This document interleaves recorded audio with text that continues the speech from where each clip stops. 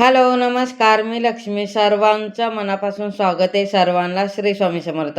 मूग आहे ना रात्री भिजत ठेवलेलं आणि सकाळी जाळीत काढून ठेवलं. थोडे थोडे मोड आलेत. आता वाजले 7 तर स्वयंपाक करायचे मला. तर मुगाचीच आमटी करणार आहे. तर थोडंसंच मी काढून घेतलं. थोडं जाळीतच ठेवलं मोड येण्यासाठी. तर छानपैकी 2-3 पाण्याने स्वच्छ धुवून घेतलं. पाणी निथळून घेते हे बघा. आणि कुकरला लावणार आहे. तेव्हा कुकर घेतलं आणि कुकरमध्ये सगळी मूग टाकते भिजवलेली आणि बाकीचं मोड येण्यासाठी ठेवले ते. तर नंतर फ्रीजमध्ये ठेवते आणि पाणी जेवढं पाहिजे तेवढं पाणी टाकून घेते आणि मीठ टाकून घेते आणि कुकरला 2-3 शिट्या लावून घेते.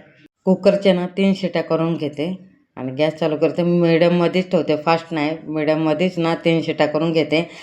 अख्खी मूग शिजली तर कुकर गरम आहे म्हणून स्टँड ठेवते मी त्याच्यावर. हे बघा पूर्ण शिजली चांगली. आणि आता मी हे बाजूला ठेवते आणि पहिले भाकरी करून घेते. गॅसवर ठेवते बाजूला हे बघा आणि तवा ठेवला. आणि आज मी भाकरी आहे ना परातीत नाही करणार आहे. डायरेक्ट ना किचन ओट्यावरच करते. किचन ओटा भाकरी करायच्या अगोदर किचन ओटा मी स्वच्छ धुवून घेतलं 2-3 पाण्याने. तर त्याच्यावरच करते. आणि एक प्लेट घेतलं, प्लेटमध्ये सुकं पीठ ठेवलं. तर ती गुलाबी कलरची जाळी आहे ना स्पेशली मी ना चपाती ठेवण्यासाठीच घेतलं आहे. चपाती भाकरी ठेवण्यासाठीच घेतले आणि ना प्लॅस्टिकवर डायरेक्ट ठेवत नाही मी. त्याच्यावर पेपर हातरते. त्याच्यानंतर मग गरम गरम चपात्या नाही तर आपलं भाकरी टाकते. तर टोपल्यात चपात्या आहेत त्याच्यासाठी मग ते घेतलं मी. तर चपाती आणि भाकरी एकत्र ठेवू नये म्हणतात, तर म्हणून मी ठेवत नाही. तर तुम्ही पण करत असले तर भाकरी आणि चपाती वेगळं वेगळं ठेवा जावं. चपाती आणि भाकरी मिक्स करून ठेवायचं नाही म्हणून मी ठेवत नाही. आणि इथं बघा आज मी भाकरी कसं करते तुम्हाला दाखवते. परातीपेक्षा ना असं वट्यावर खूप छान येते. मला ना परातीपेक्षा ना इथं लादीवर आहे ना कम्फर्टेबल वाटतंय. एकदम मस्त छान मळलं जाते आणि एकजीव होते पीठ सगळं आणि पटापट भाकऱ्या पण छान होतात ते. तर जाडसर होत नाही काय नाही. एकदम पातळ कसं पाहिजे तसं एकदम पातळ होतात. हे बघा माझे भाकर ना एवढी पातळ झाली, खूप पातळ झाली. परातीत ना थोडंसं जाड होतात मग खाली आहे ना किचन ओट्यावर एकदम पातळ होऊन जाते. तर पटापट लाटता पण येतात. थोडंसं पीठ घेऊन पटापट मोठ्याच्या मोठ्या पण होतात. आणि इथं बघा भाकऱ्या अशाच भाकऱ्या सगळ्या मी करून घेणार आहे. भाकरीला ना थोडंसंच पाणी लावून घेते. जास्त पाणी लावत नाही. थोडं थोडं जेवढं लागतं तेवढंच. आणि परत ओल्याच हाताने चांगलं मळून घेते ते आणि चांगलं मळलं जाते. आणि भाकरी पलटी केली आणि दुसरं भाकरी करायला घेते हे बघा. आणि ते उरलेलं पीठ आहे ना त्याच्यासोबतच कारण घेणार आहे मी. कारण की किचन ओटा मी करताना स्वच्छ धुतले. तर भाकरी मला ना किचन ओट्यावर करायचा मोड झाला ना तर किचन ओटा 2-3 पाण्याने मी पहिले स्वच्छ धुते, मग त्याच्यावर भाकरी करते. किचन ओट्यावर भाकरी करायची आयडिया माझी कशी वाटली मला नक्की कमेंटमध्ये सांगा. आणि माझ्या भाकऱ्या कशा झाल्या ते पण मला नक्की कमेंटमध्ये सांगा. सगळ्या भाकऱ्या अशा करून घेते हे बघा.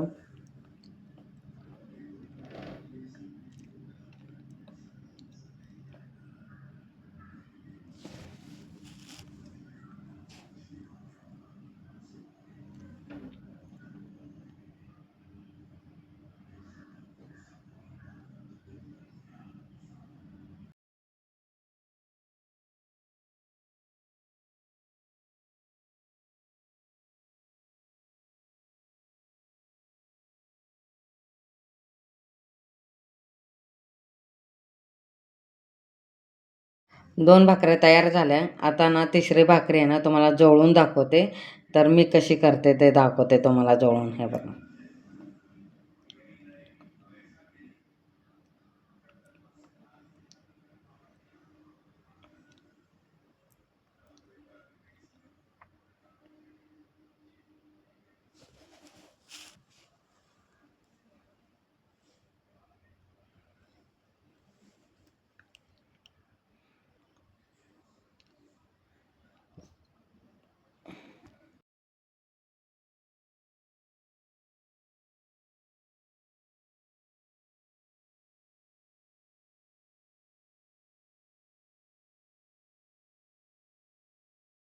हे बघा कार्तिकचं ना सगळं प्रोजेक्ट तयार झालं आहे. फक्त मधोमध पृथ्वी लावायचं आहे.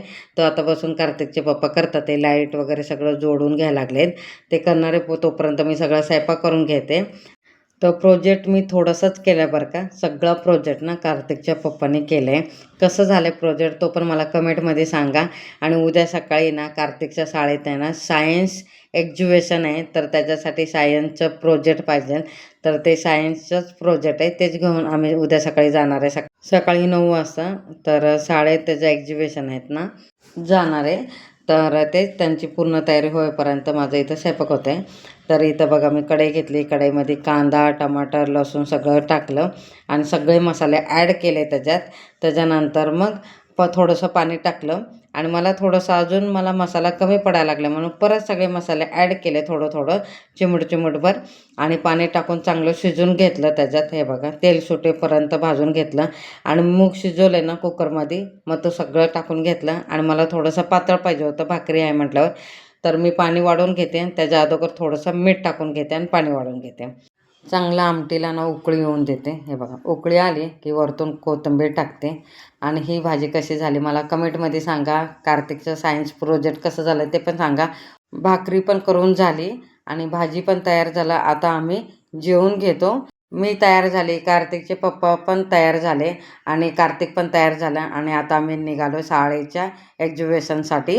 तर तिकडे अलाउड नाही आहे, नाहीतर मी व्हिडिओ शूट केला असेल. हा व्हिडिओ कसा झाला मला नक्की कमेंटमध्ये सांगा. आवडला असेल तर लाईक, शेअर, सबस्क्राईब करा.